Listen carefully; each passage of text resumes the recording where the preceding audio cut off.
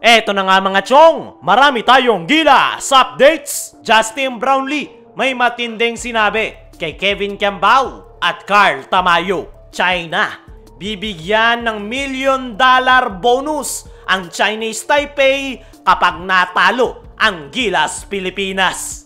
Gilas Pilipinas, kailangan mag-ingat sa player na ito ng Chinese Taipei. Bukas, February 25, haharapin ng ating national team ang Chinese Taipei sa PhilSports Arena with hope na tapusin ang first window, dala-dala ang 2 panalo. Pero hindi nga basta-basta itong Chinese Taipei dahil nagawa nga nilang makasabay sa regional powerhouse team na New Zealand. At ang player nga na kailangan tutukan dyan ng ating national team ay itong number 5 ng Chinese Taipei na si Cheng Liu. Yan nga yung nagpahirap sa New Zealand dahil sa kanyang efficient outside shooting. At yan nga ang kailangang tutukan ng ating national team.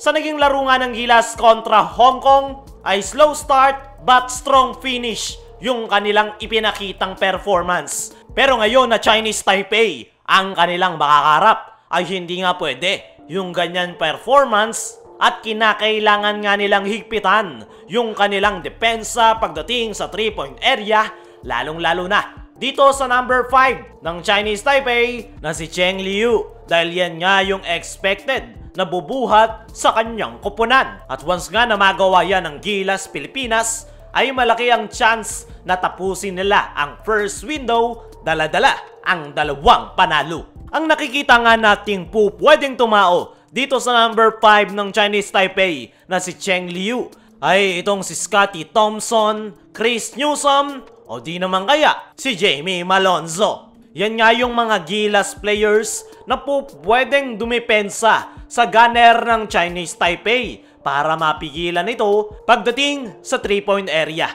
Kay Scotty at Chris Newsom pa lang ay paniguradong mahihirapan na yung Chinese Taipei gunner dahil yung dalawang yan nga ay masipag, lalong-lalo na pagdating sa depensa. At kung gusto ni Coach Tim na talagang malimit si Cheng Liu ay si Jamie Malonzo na ang bahala. Kayang-kaya niya itong depensahan sa 3-point area, wala rin itong kawala sakaling mag-drive to the basket dahil sa pagiging athletic nitong si Malonzo ay kayang-kaya niya ngayang habulin. Sa ngayon ay itong si Cheng Liu, yung pinaka-threat para sa Gilas Pilipinas kontra Chinese Taipei. At kung magagawa nilang malimit ang nasabing gunner, ay napakalaki ng tsansa na matapos nila ang window na may 2 panalo. Speaking of Chinese Taipei, China, bibigyan ng $1 million bonus ang Chinese Taipei kapag natalo ang Gilas Pilipinas. Hanggang sa ngayon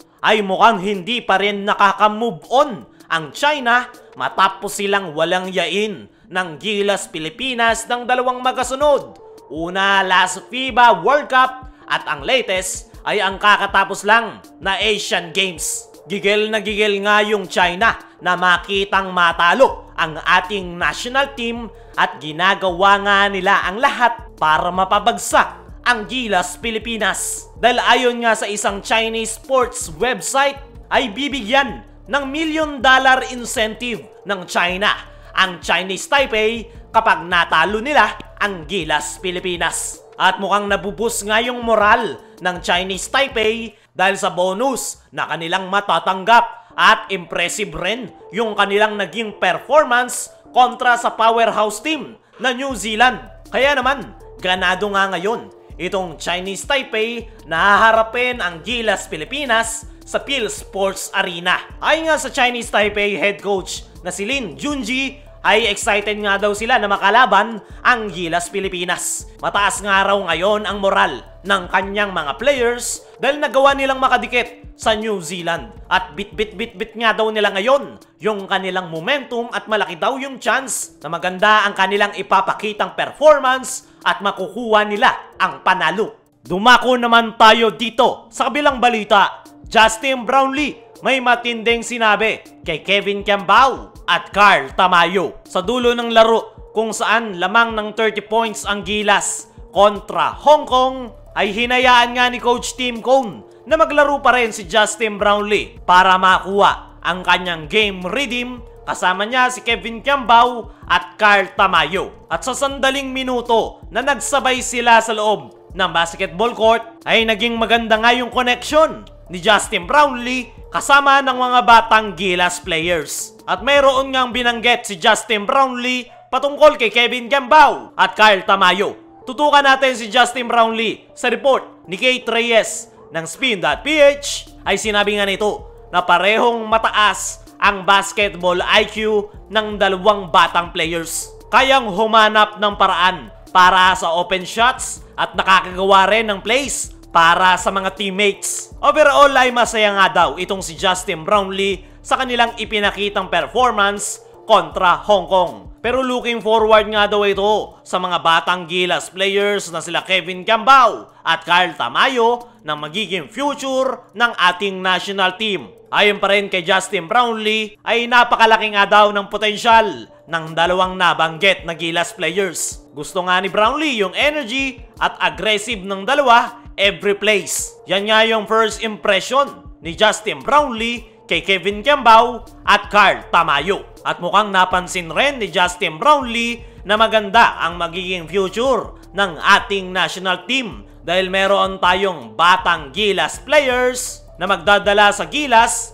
in the near future. Para sa akin mga chong ay agree ako sa sinabi ni Justin Brownlee. Si Kevin Kiambao ay isang versatile player. Kayang maglaro ng multiple positions. Napakataas ng basketball IQ at magaling ring mamasa. At yan nga yung nagustuhan sa kanya ni Coach Tim Cone. Ganun rin itong si Carl Tamayo. At panigurado, once na makuha nila yung sistema ni Coach Tim Cone, ay magagawa nilang better ang Gilas dahil sa skill set na meron ang dalawa.